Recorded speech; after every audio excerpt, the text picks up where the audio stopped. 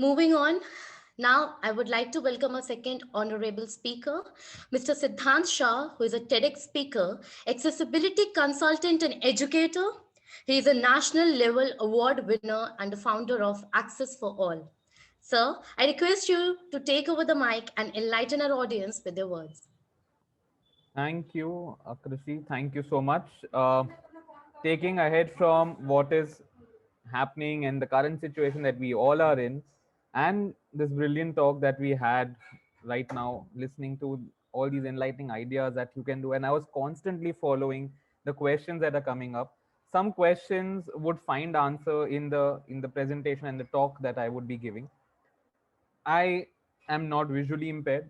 I am actually a child of a parent with visual impairment, and that's how I got into the space of inclusion and accessibility.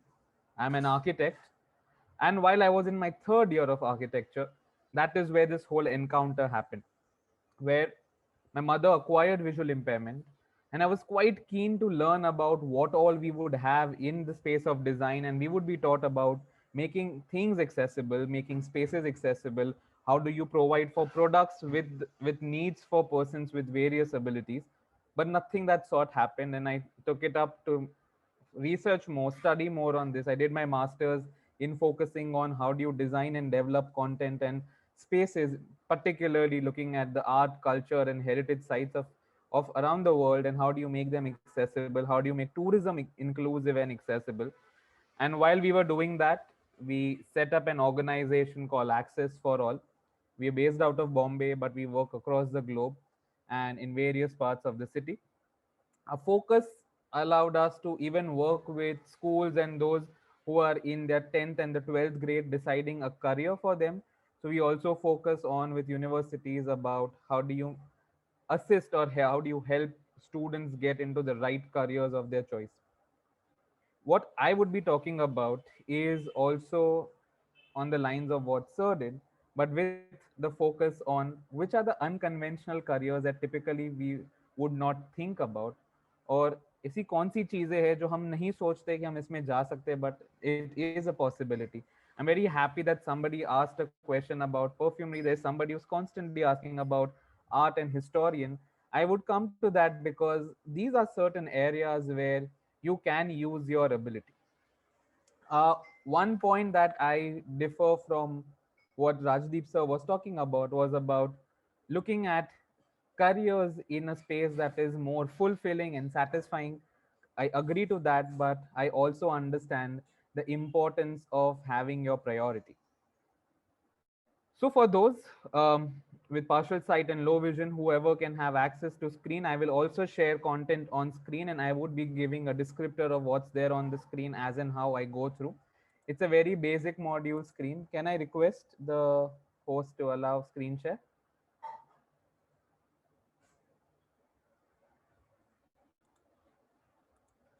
Akrashi, Carter. Yes, sir. We'll just looking into it. Okay, Just a second, sir. We'll got it, got it. allow you for the screen share. Please give us Okay, a few minutes, sir. sure, sure. Thank you. No worries. Okay, got it. Thank you.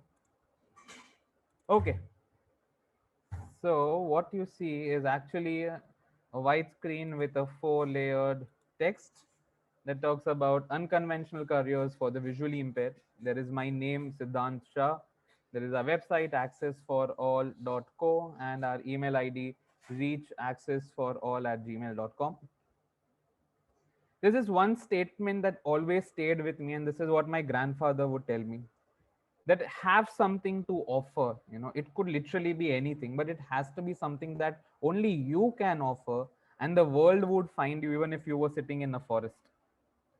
Look at the way people come up with specializations. Look at the things that people can do based on their ability. And I think that is where the key of having a career, having a profession, having a business lies. One of the most important things that I feel, and I'm now on my third slide, that reads, do you have what it needs? And then there are four things and a fifth word that is marked separately. The first word is your skill. Do you have the skill set? Are you educated in the right direction? Do you have the right level of qualification to get into a field of your choice? That is one part of it. The second is more personal. It focuses on, do you have the courage of going against the odds? No matter what, in any space that you get into, you have to fight the odds. It is never an open carpet welcomed space for anyone. Like, it is difficult for everyone, because the passage, like, like when people bring in new people, when you change a new direction, there is always this friction. And do you have that courage to have that friction? The third word that I have over here is determination. You have your qualification, you have the courage, but are you determined to be there in that place and fight for it, and make sure that no matter what, how do you find your way of going ahead? I come from an understanding that rather than being a hard worker, you need to be a smart worker. You need to find your ways. It is good to fight against something, but it is better to actually negotiate and move ahead. And how do you do that? That depends on your courage and your determination. And all these three things, your skill sets, your educational learning, your courage, your determination, they all can be set if you have these last two words that I have over here, which is your goal and your priority. Now, this is where I slightly digress from what Rajdeep sir was talking about, like finding a passion. It is amazing. And if you find a passion and that your passion pays for itself, then you are on a vacation daily. But that's not true for many of us, because we have priorities. I had to do that. I had to prioritize my learning into that space. I could not immediately start working as an accessibility consultant, for one big reason, because people in India did not understand what we were asking for, and it would not pay. I had bills to pay for. I had to take care of my family. My parents were growing old. There were so many other things that we had to focus on. And yes, the finances put the food on the table. So if that is your priority, that is perfect, but that should not stop you from following your passion. Because one mistake that I see, and that is where a lot of people fail, is that they put the priority aside and only go beyond like behind their passion, which is great. But if you need to have that amount of money in your bank account at the end of the month or the first date of the month, then you need to prioritize. Because if that part is sorted, you will be able to achieve way more in your space and your passion. And once you start fulfilling that, once your priority becomes a base, when you're set with that, that is where you jump into your career, your passion into the space. What I have with me now are different things to offer based on my experience of past 7 years that we've been working in India and other countries, and working with people, helping them skill develop them, and doing capacity building in various different segments, universities, colleges, even with corporate homes, to understand that there is a possibility to go beyond the conventional space of being in either like a 9 to 5 job, which is great. But if there is something beyond that helps you be mobile. Even one thing that across the globe, and that is not only for persons with visual impairment, it is open thing for everyone, that all those who were flexible in their careers, all those who had additional skill sets, have been able to stay afloat during the last year of COVID. A lot of different things happened. A lot of people lost their jobs because they only had a uni focused direction that they followed. It is great to have that focus, but also remember that at any point in time, things can change. Your skills, your courage, your determination would never go away from you if you have that balance in them. So one of the first ones that I have, and these are various different ideas. The first one, now this slide has a large font that talks about the word podcast. How do you make your voice your power? And that is what I would be talking about. Like Sir was talking about, that you could get into the space of journalism. You could get into the space of being on the radio. Your voice is your power. I am sure that many of us use social media. Do we really use our social media as a space to tell people what we want, or we are only using it as a medium of a leisure, that we want to go on it, we want to check what's happening, and then not use it? But there are a few select few who are using that space to talk about multiple things. Now, your podcast is something where all you need is a simple phone. We all, the fact that you all are using Zoom, that means you have a device where you can record something. It just needs a simple record button where you could podcast anything and everything. It could be a podcast of your day to day experiences. It could be a podcast of the field that you are in and you want to create that information and content for people to know. It could be a podcast that is part of audiobooks development. You know, that you start developing your own audiobook rather than recording something, you start developing that element of yours. Podcast is something that allows you the power of going beyond the geography. And before the start, I was discussing this with Carter, that how Zoom or something like this has actually made a discussion like this more accessible and possible. If Ishan and team was to organize something this in Jaipur or in Bombay or in Delhi, a select few could come in, because until the last year we did not take the webinar or the element of digital communication that seriously. But when we were forced to do it, it became a medium of day-to-day communication. So looking at the concept of a podcast, like have an idea to share, give that idea your voice.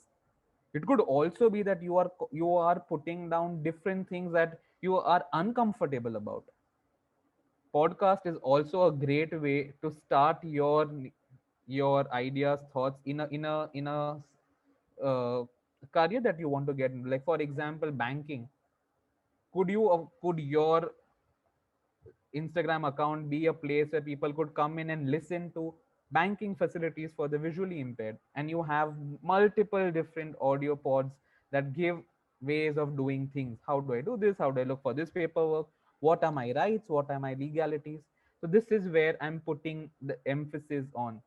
Use your voice as a element of power, and then eventually once you start having a successful number of people following, this could become a place where you start looking at advertisements, you start looking at collaborations, and that is where you start making it a financially viable thing. Trust me, this is a zero investment way of getting out there and starting a career that's unconventional. The second one, the second one over here reads in green the word tour guide. Again, how do you use the power of your voice? Somebody was asking a question about, can a person with impairment be a historian or an art historian or a person focusing on the history of the country, world? Of course, you can. This has been something that we have been doing. We have been working with various groups of adults and children who are in their like 10th grade or 12th grade, where who are doing history majors, and we are asking them that you could offer the tour guide. You have the information, you have the knowledge, you need to get yourself acquainted with the site. Go to the site and avail your services, that this is what I can offer. Also, a lot of things that I am going to be talking about, they're actually based on zero investment ways of starting something that you could do, and focusing also a lot on the power of entrepreneurship in this space. So it could be that you specialize in Islamic architecture and you want to do something in Delhi, or if you are in Hyderabad, and you become that one point source that you could take people around and you could tell the story. Right now, you're telling the story of somebody else. Later, we'll also talk about how do you tell your own story as a career. Therapist. This has been something that is going on. A lot of schools, of the blind schools of various different schools, have been training people. And if you see, even in the airports, like I've particularly seen this on Delhi airport and on Bombay airport, where for the spas and the spaces where they have areas where we have therapists with visual impairment giving one of the base massages that you see, like in terms of, like even the whole, the command of the thumb over the muscle is brilliant. And we see that, and I think that becomes a great point of starting this discussion, that nothing is impossible. You could be there because you're actually using your power of touch to provide for a facility that is required. Now, that is one part of it. I don't know how many of you know about this, but there are multiple different physiotherapy or various other elements that could be introduced if you take up vocational courses, where rather than only providing your foot massage or reflexology, you could take it up more professionally in the space of sports. You could be a sports physiotherapist. You could be working with corporate homes. Corporate offices in India have started having in-house therapists because they've realized the kind of tension people have, and they would provide for that. While of course now for last 1 year we all are working from home, but when they had an actual space, they would have a on-site positioning of people where this facility was provided. Also remember, these are things that allow you to do it at your own time and convenience. There is no pressure for you to do it from x number of time, like from 9 to 5. You have the liberty and luxury of doing it at your convenience. If you want to make this a job, you could do that. If you want to keep it as a service that you're offering, you could even do that. Artists, artists and the space of creative expression. Sir spoke about how you can write, how you can be an author, how you can be a journalist, but how do you truly use the medium of sculpture or fine arts as a medium of expression? How do you use that? For the longest time, like art has always been, initially it started as a point of reflecting on the society.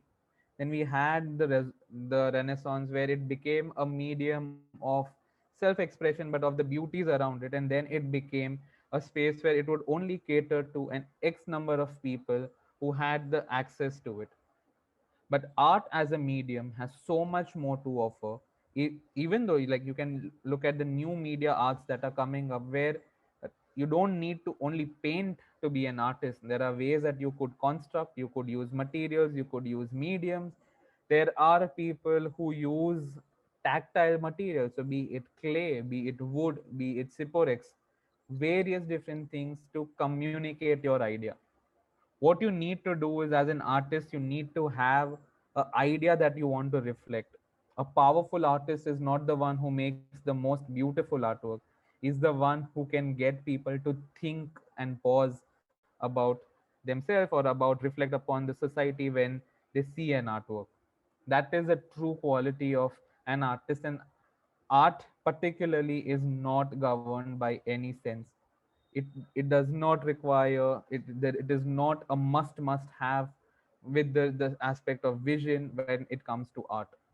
And there are multiple artists. Like, I'll give you one example. Like, you can, and there is a documentary that is available on YouTube by Satyajit Ray on a visually impaired artist from Shantiniketan, which was set up by the Tagore.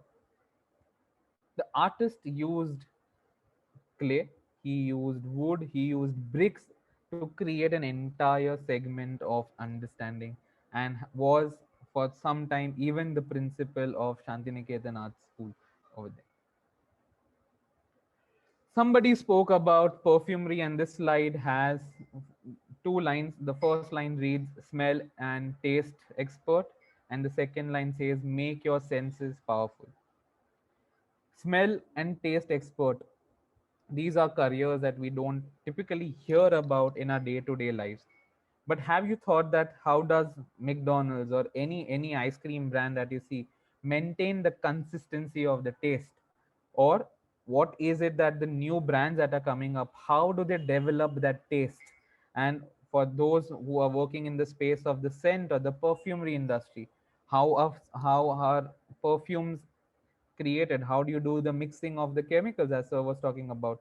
You need a certain level of olfactory experience and an expertise in that, and even taste based experiences. It's a very niche field. In this, you will have to look up for what is the qualification that you need, and then later it is about how do you maintain your consistency. How do you make sure that anyone who's selling a packet of fried snacks maintains the same taste of spiciness, sweetness, sourness throughout any packaging that is coming in. And here you cannot rely on a machine. This is a job that is very, very, very human centered. You need to be there to smell, you need to be there to taste it, so that you can give back with, and you can come back within reports saying that this is what is right and this is what is not correct. It is a great niche to be in, but it requires that dedication, it requires your time to be in that space.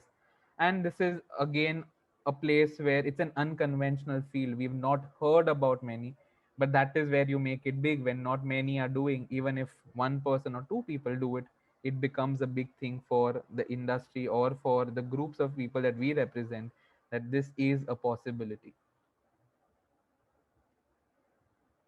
Coming to the second last part of it, being a model or an influencer.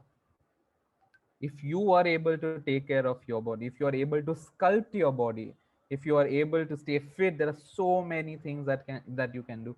I have been in touch with one organization in Berlin that only focuses on inclusive marketing, and they have models who have, with various different disabilities, who have taken all possible things that they require to be fit, to make sure that they have right level of fitness regime, the way they kind of groom themselves, the way they kind of bring themselves, the way the image development is done for them. They take that efforts of doing that, and then also becoming a social media influencer. This also goes back to using the podcast or using your power, your image as an influencer.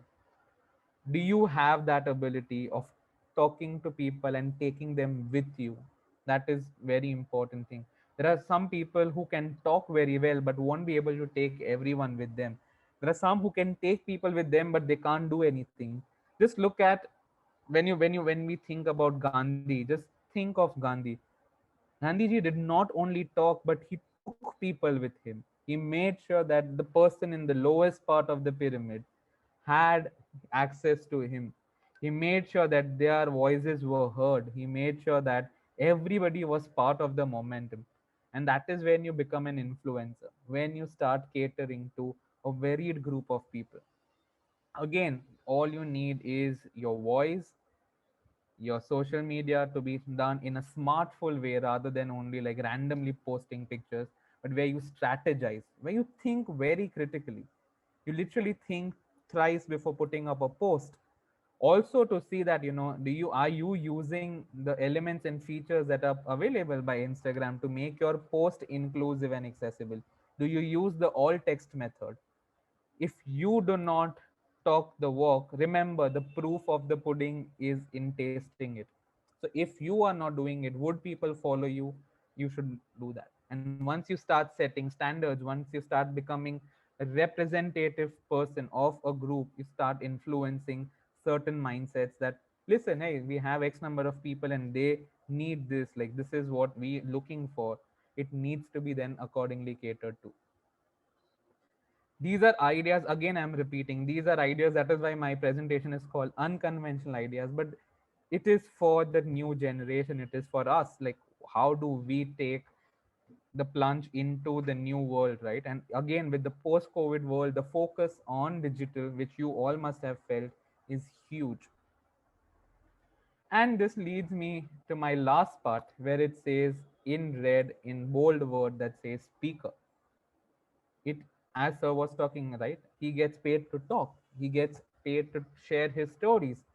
We have heard TEDx speakers, even I'm a TEDx speaker myself, there are TED talks, there are multiple avenues. When you have the story to tell, each one of us is living our own unique story. It is only about how do you tell that story. Do you let it pass through it, or do you strive ahead to talk about so many things that we all have achieved? I truly feel that each one of us is a storyteller, but it is only about how do you package your words right? How do you hit the nail hard? How do you create that communication that is provided? Initially, it was through the medium of printed press, but now we have the digital medium to us. Social media has a huge account. Like, for example, what Ishan and team is doing, they're looking at infotech, right? They're looking at technology to make lives better for each one of us. So how do we do that? How do we be a speaker of our own story? If you are able to do that, like, you could be having a job in the bank, but how did you break into that space and how did you get that job? If you are able to share that story, if you are able to inspire others, people will look up to you. And then that opens an another stream of career for you to be even financially independent. So, on that note, I would like to have more questions other than me only talking. That's my last slide. It reads in 5 lines. The first line says, happy to help. The second line says, thank you. The third line has my name, Siddhant Shah. The fourth line has our email ID, reachaccessforall@gmail.com. And the last one is my mobile number. If anytime anybody needs to contact, please feel free to do so. We'll be more than happy to help. And now, happy to answer your questions as and how it comes through. Thank you so much, sir. That was indeed very informative. Now we are open to questions from the audience. I request everyone to begin with the same, keeping in mind that we have only 10 minutes for this question I round.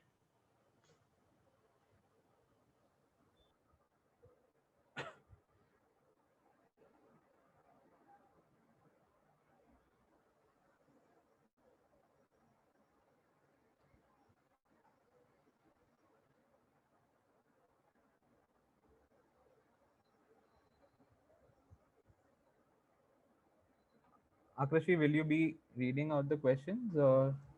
Yes, sir. Okay, okay, We have one question in the chat box. The person is okay, asking, I have done intern in the role of accessibility tester, but okay, I have not got any opportunities to start my career. How to fulfill my dream? And I'm done Web Consortium 2.0 from TechU University. okay. Uh, so one thing is to put yourself out there. Like, so I don't know. Do you know the name of the? Then I can address it to that person.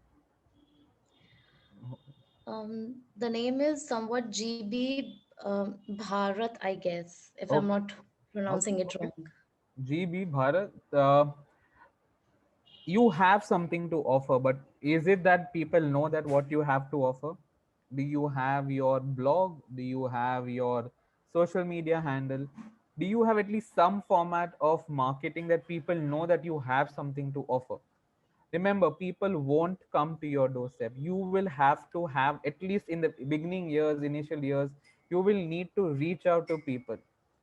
I would do this. I'll give you a very small thing to do every day. Just put up 3 posts on your social media talking about one thing that, or 5 things that people can do. For example, if you look at even Educafe's social Insta, right? Like the Insta handle that you see, they give out tips that, oh, this is what you can do. That is when people see, oh, they know what is required, let's approach them. If you start doing something like that, if you start putting up information that people receive and they feel value in it, they will start approaching you. So I think if you start with that, that would be a great way to at least step into this career, because people should know what you have done and what you are doing. The next question we have is from an anonymous attendee. Okay. The person is asking, I want to become a counselor, but afraid people won't trust as I am visually impaired. Okay. I think that is, are you, it is the one that you are scared, right? Like, you are the one who is feeling scared. You have to plunge into it. It is very important that that you make sure that people whom you are addressing, people with whom you are working, you allow them to at least get a better sense of you, rather than only focusing on the fact that no, people won't allow me to do it, or people will start judging me. don't do that. Like, let it be more from the side of them. Like, let them give you the feedback that, wow, this is something that you did. Listen to the feedback. Don't make judgments right now without getting into it. And so what, there would be some negative comments. You need to prove them wrong by doing your thing right.